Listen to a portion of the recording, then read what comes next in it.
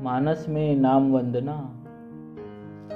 नाम में अरुचि का कारण।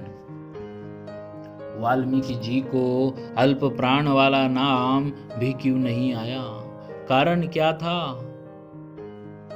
ध्यान दे, राम नाम उच्चारण करने में सुगम है, परंतु जिसके पाप अधिक है उस पुरुष द्वारा नाम उच्चारण कठिन हो जाता है। एक कहावत है, मजाल क्या है जीव की जो राम नाम लेवे, पाप देवे थाप की जो मुंडो फोर देवे। जिनका अल्प पुण्य होता है वे राम नाम नहीं ले सकते। श्रीमद् भगवद गीता में भी आया है, एषां त्वन्तगतं पापं जनानां पुण्य कर्मणां ते द्वंद्वमोह निर्मुक्ता भजन्ते माम दृढ़व्रता। जिनके पाप नष्ट हो गए हैं वे ही दृढ़ व्रत होकर भगवान के भजन में लग सकते हैं। राम नाम के विषय में भी ऐसी ही बातें शास्त्रों में पढ़ते हैं, संतों से सुनते हैं। ऐसी ही हमने एक घटना सुनी है। बांकुड़ा की बात है। एक सज्जन थे, श्री बद्रीदास जी गोयंदका। वे अपनी बीती घटना सुनाने लगे। एक बूढ़ा बंगाली सरोवर के किनारे मछलियां पकड़ रहा था।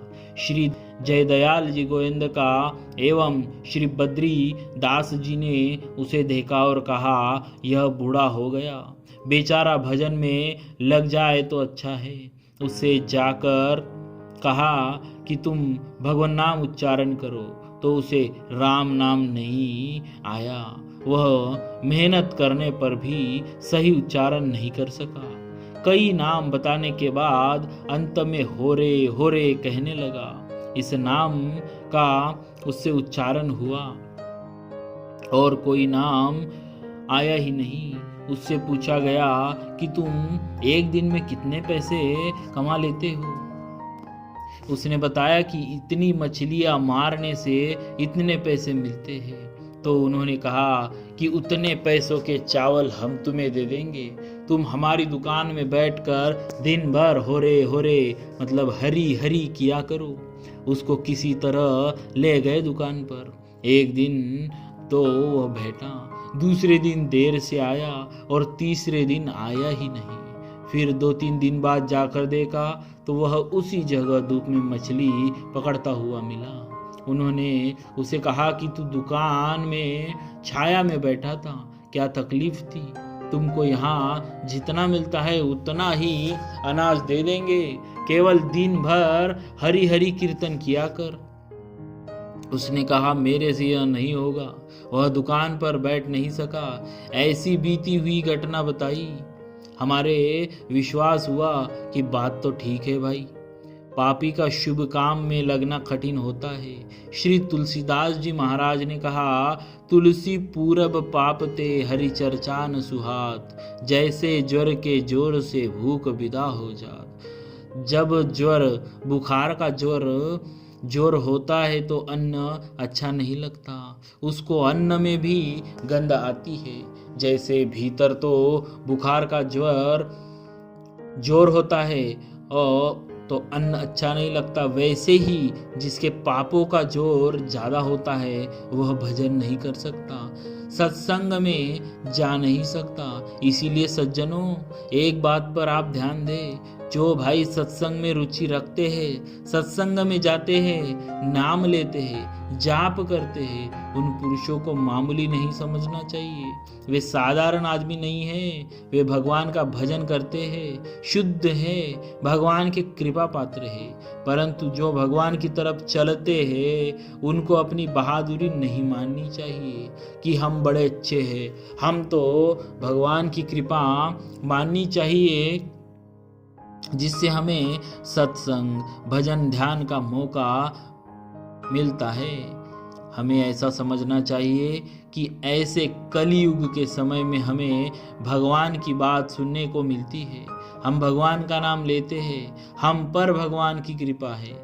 जैसे नदी का प्रवाह समुद्र की तरफ जा रहा है, ऐसे ही इस समय संसार का प्रवाह नरकों की तरफ बड़े जोर से जा रहा है। पढ़ाई में, रस्म रिवाज में, कानून कायदों में, व्यापार आदि कार्यों में, जहाँ कहीं भी देखो पाप का बड़े जोरों से प्रवाह चल रहा है। गोस्वामी जी ने वर्णन किया है, कली केवल मल मूल मलीना, पाप पयो निधि जन मन मीना। मानस बालकांड। कलयुग में ऐसा जोरों से पाप छाएगा कि मनुष्यों का मन जल में मछली की तरह पापों में रम जाएगा। अर्थात जैसे मछली को जल से दूर करने पर वह घबरा जाती है, उसको पहले अगर यह समझने में आए कि तुम्हें जल से दूर कर देंगे तो वह घबरा जाएगी, क्योंकि वह जल के बिना जी भी नहीं सकती। ऐसे ही पाप पयोनिधि, पाप रूपी तो हुआ समुद्र और उसमें जनमन मीना, मनुष्यों का मन मछली हो गया। आज अगर कहा जाए कि ब्लैक मत करो, झूठ कपट मत करो, बेईमानी मत करो, न्याय से काम करो, तो कहते हैं महाराज झूठ कपट के बिना आज के जमाने में काम नहीं चलता। ईमानदारी से अगर काम करे तो बड़ी मुश्किल हो जाएगी, हमारे से यह नहीं होगा। पाप से दूर करने की बात सुनते ही कांपते हैं, वे डरते हैं कि अगर पाप छोड़ देंगे तो गजब हो जाएगा, फिर तो हमारा निर्वाह होगा ही नहीं, हमारा तो झूठ कपट बेईमानी से ही काम चलता है। इन बातों से ऐसा नहीं मानना चाहिए कि दुराचारी, पापी, अन्यायी मनुष्य भजन में नहीं लग सकता। गीता तो कहती है सांगोपांग दुराचारी भी यदि पक्का विचार करके भजन में लग जाए तो उसे मामूली आदमी नहीं समझना चाहिए। भगवान कहते हैं उसे साधु ही मानना चाहिए, क्योंकि उसने निश्चय पक्का कर लिया। भगवान ने गीता में 4 प्रकार के भक्त बताए। आर्त और अर्थार्थी भक्त भगवान का नाम लेते हैं, जिज्ञासु भी उनका नाम लेते हैं, परंतु ज्ञानी तो प्रभु ही विशेष ही प्यारा। ज्ञानी तो आत्मैव में ममत, वह तो भगवान की आत्मा है, वह तो भगवान की आत्मा ही है। राम